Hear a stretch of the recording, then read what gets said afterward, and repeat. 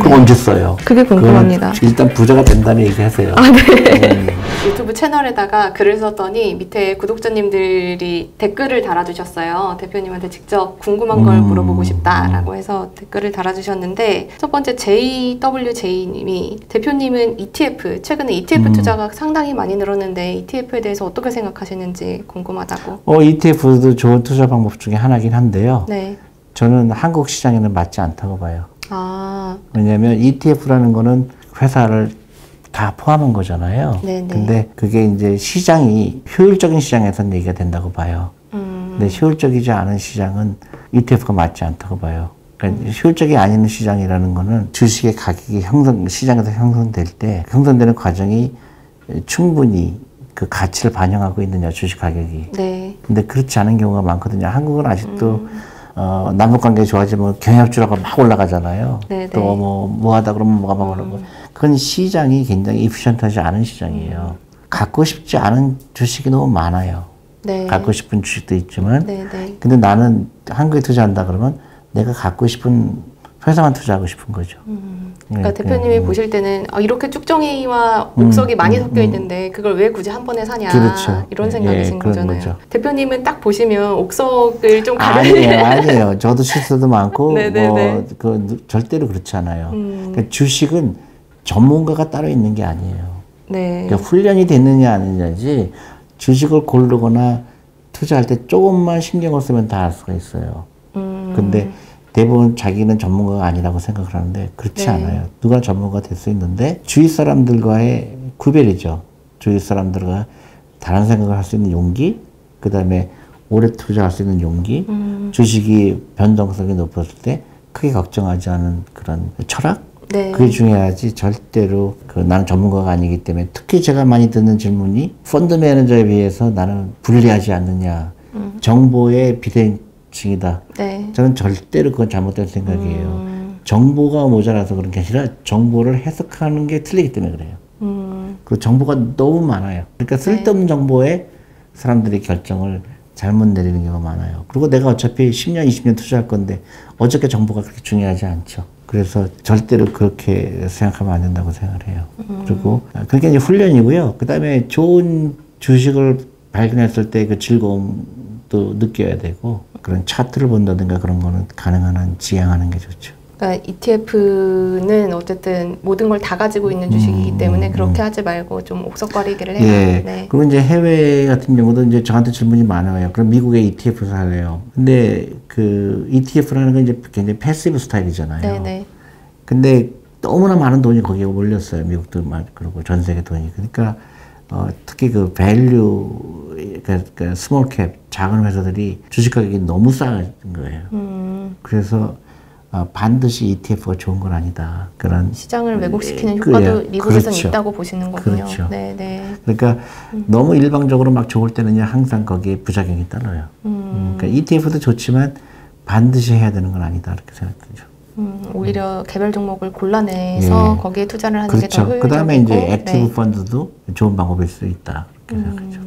그건 누가 골라주는 거니까요. 그렇죠. 네. 네. 그 두 번째 박은경 님께서 적금하듯 하는 주식은 한국 정서에 맞지 않는다고 하는데, 아까 앞에 질문이랑 조금 이어지네요. 노후에 잘 쓸 수 있는 주식을 하고 싶습니다. 그러니까 말 그대로 한국 증시는 안 된다라고 생각하시는 분들이 있는 거예요. 그동안 박스권이 길었고 펀드 투자에도 좀 불신이 있으니 나는 미국에 가서 할래. 아니, 뭐든지 가치의 차이죠. 그렇게 일방적으로 얘기할게. 미국이 좋다, 한국이 좋다. 그 근거가 있어야 되잖아요. 네네. 그럼 외국이 왜 좋죠? 많은 사람들이 미국이 좋다 그러니까. 그리고 과거 그래프를 많이 보시는 그렇죠. 거죠. 네, 그러니까 네. 아직도 거기에서 뭐랄까요, 벗어나지 못한 거죠. 그러니까 일방적으로 미국이 좋다, 한국이 좋다, 그거는 굉장히 초보적인 거고요. 네네. 한국에 투자하고 싶은 회사가 많으냐 적으냐의 이슈죠. 내가 한국에 투자하는 이유는. 네네. 근데 나는 한국에 투자하고 싶은 게 너무 많은 거, 너무 싼 거예요. 그 다음에 결정적으로 한국 주식이 그러면 왜 미국 주식에 비해서 한국은 왜 박스권에 있었을까요? 많은 사람들이 거기에 대해서 얘기를 안 해요. 왜 박스권에 있었을까요? 아무도 주식 투자 안 하잖아요, 한국에서. 그죠? 네. 그러니까 굉장히 좋은 시장이죠. 퇴직연금의 주식 비중도 세계에서 제일 낮죠. 근데 주식 투자하면 안 된다고 다들 얘기하죠. 네. 그러니까 이렇게 좋은 주식은 없죠. 그게 남들과 다른 생각을 할 줄 아는 거예요. 앞으로는 주식 투자 안 할 수가 없을 거다. 이자율도 낮고 그럼 주식시장에 돈이 들어올 수밖에 없을 거다. 그리고 한국 주식이 비싸냐 싸냐? 싸다. 한국 주식이 싸다라고 보시는 근거는 아무래도 지표 같은 것들. 밸류에이션이 싸죠. 네. 그래서 흔히 얘기하는 퍼도 그렇죠. 프라이스북도 낮죠. 그리고 한국 회사가 옛날 IMF처럼 뭐 저기 빚이 많은 것도 아니고 빚이 지금 아직 거의 없죠. 그러니까 저는 오히려 현금이 너무 많죠. 그러니까요. 네, 이제 네. 그게 한국 회사가 더 살아날 확률은 굉장히 작잖아요. 그런 점에서 예, 굉장히 싼 거죠. 한국 증시에서 그러면 기업을 좀 골라라. 저는 그렇게 저는 100% 한국 주식 하라는 얘기는 아니에요. 네. 근데 일방적으로 한국은 나쁘고 미국은 좋다. 굉장히 잘못된 투자 방법이죠. 한국도 하고 미국도 하고 하지만 나는 한국에 더 싸다고 생각합니다. 유희경님께서 이번에 유례 없는 폭락장이어서 그런지 모든 종목이 폭락을 했는데 제 포트폴리오에도, 그러니까 그분이 이제 주식을 가지고 계신가 봐요. 그러면 플러스 종목이 있고 마이너스 종목이 있다. 근데 지금 주식에 이제 돈을 더 넣고 싶은데 그럼 어떤 종목에 돈을 추가로? 똑같이 넣는 게 제일 좋죠. 지금 내가 어떤 포트폴리오에 따라 틀리겠지만 내가 포트폴리오에 예를 들어서 20개 종목이 있다. 똑같이 넣으면 되죠. 그러니까 수익률의 그 높이보다는 네네. 기업 가치에 따라서. 그렇죠. 아니, 그러니까 예를 들어서 내가 네. 10종목을 갖고 있다. 네. 근데 뭐 어떤 거는 올라가고 내려갔다. 상관없어요. 똑같이 투자하는 거죠. 근데 대표님 그러면 투자하실 때 이건 약간 그 자금 분산에 대한 얘기이기도 한데 내가 어떤 기업은 더 좋게 보고 어떤 기업은 뭐 좋게 보지만 좀 덜 좋게 볼 수도 있잖아요. 그럼 그 포션을 그렇죠. 그러니까 네네네. 예를 들어서 10종목이 있는데 이 회사는 너무너무 좋아요. 네네네. 그럼 10%. 예를 들어 자기가 정하는 거죠. 근데 이 회사는 좋긴 좋은데 그냥 내 분산하기 위해서 갖고 있는 거야. 그럼 한 2%. 어떤 거는 정말 너무너무 좋으면 뭐 20% 갖고 있을 수 있죠. 네네네. 그럼요. 그게 이제 제 컨빅션에 따라 틀리다고 그래요. 내가 얼마나 더 컨빅션. 그다음 내가 이 회사 너무 좋은데 100% 갖고 있으면 위험하잖아요. 그쵸. 네네네. 그러니까 20%만 갖고 있는다는 네. 거. 그 자기가 정하게 나는 거죠. 그럼 추매할 때도 그 비중에 맞춰서 그렇죠. 집어넣어야 근데 예를 들어서 이 되겠네요. 회사는 네. 뭐 10% 올랐는데 이 회사는 뭐 5%밖에 안 올랐어. 그래서 10%에 오르는 걸 좀 줄이고 5% 있는 거를 더 많이 샀는데 그거는 아니에요. 그러니까 어떤 등락보다는 그렇죠. 그러니까 내가 생각하는 가치에 맞춰서. 그렇죠. 네, 이 회사가 날 너무너무 갖고 싶은 그래서 이 회사는 전체 포트폴리오 중에서 한 20% 가졌으면 좋겠어. 네. 그럼 계속 20% 사는 거죠. 그 다음 질문으로 준따기님이 노후 자금을 위한 투자에 있어서 이것도 배분에 대한 문제네요. 이건 근데 주식 배분 말고 자산 배분. 자산 배분에 있어서 이분은 본인이 젊기 때문에 장기 투자할 거고 젊기 때문에 주식 100%가 좋은 것 같다. 그런데 투자 고수분들은 어떤 증시 하락기에는 방어할 수 있도록 채권 비중을 늘려라 라든지 채권을 그러니까 그것도 또 하나의 마켓 타이밍이죠. 그 자산 안에서 그런 전문가들 비중을- 말을 들으면 그거를 알면은 내가 여기 있겠어요. 좋은 질문 하셨는데 그런 네. 전문가 말 듣는 게 아니죠. 예를 들어서 이런 게 제일 무책임한 말이라고 생각해요. 기다렸다가 증시가 이제 안정될 때 투자해라. 그거 네. 어떻게 알아요? 모르죠. 근데 굉장히 무책하면 이거와 똑같아요. 주식을 쌀 때 사서 비싸게 팔아라. 그죠? 다 할 수 있는 얘기. 네, 그거는 네, 의미가 네, 네. 없는 얘기예요. 그러니까 내가 알 수 있는 거, 내가 유일하게 기댈 수 있는 거는 이 기업 가치에 대해서 내가 얼마큼 확신을 하느냐가 중요한 거고, 그런 펀더멘털 이슈라는 거죠. 그러니까 예를 들어서 내가 나이가 30이다. 저는 100% 주식에 투자해야 된다고 봐요. 근데 이제 예를 들어서 뭐 내가 이제 은퇴할 날에 10년 남았다. 뭐 당연히 주식 비중을 줄여야 되겠죠. 네네. 근데 그거를 내가 중간에 맞춰서, 시장이 변한다고. 내가 그 맞춰서, 이때는 그 시장이 안 좋을 것 같으니까 내가 캐시를 좀 늘렸다가, 네. 그걸 정대로 그러면 마찬가지로 우리 코리아 펀드의 우리 펀드 매니저가 똑같은 생각으로 이번에 캐시를 뭐 시장이 안 좋을 것 같으니까 20% 했다가 네네. 또 30%로 늘렸다가 또 시장이 좋을 것 같으면 또 5%로 줄였다가 만약에 우리 회사의 펀드 매니저가 그런 행동을 한다 그러면 저는 즉시 파이어죠. 시황에 맞춰서 자산 배분을 그거는 하지 마라. 절대로 하지 말아야 될 일이거든요. 펀드 매니저가 시간을 마켓 타이밍을 한다 그러면 제가 고객들한테 얘기하는 거 정반대거든요. 그래서 우리 회사의 펀드 매니저가 만약에 그런 행동을 한다 네. 그러면 이건 있을 수가 없는 일이죠. 그러니까 주식에 일반에서 펀드를 내가 운영한다 그러면 그 중에 한 5%, 4%, 3% 현금을 가지고 있는 거예요. 상당히 비중이 낮네요. 그렇게 현금 갖고 비중이. 있는 거죠. 왜 투자가 네. 돼야 되니까. 일을 해야 되잖아요. 네네네. 근데 시장은 변할 수가 있죠. 근데 왜 우리가 3% 갖고 있을까? 왜 100% 주식이 안 갖고 있을까? 환매가 들어오니까 네, 그거 네, 준비를 네. 하는 것 뿐이에요. 그 이상도 그 이하도 아니에요.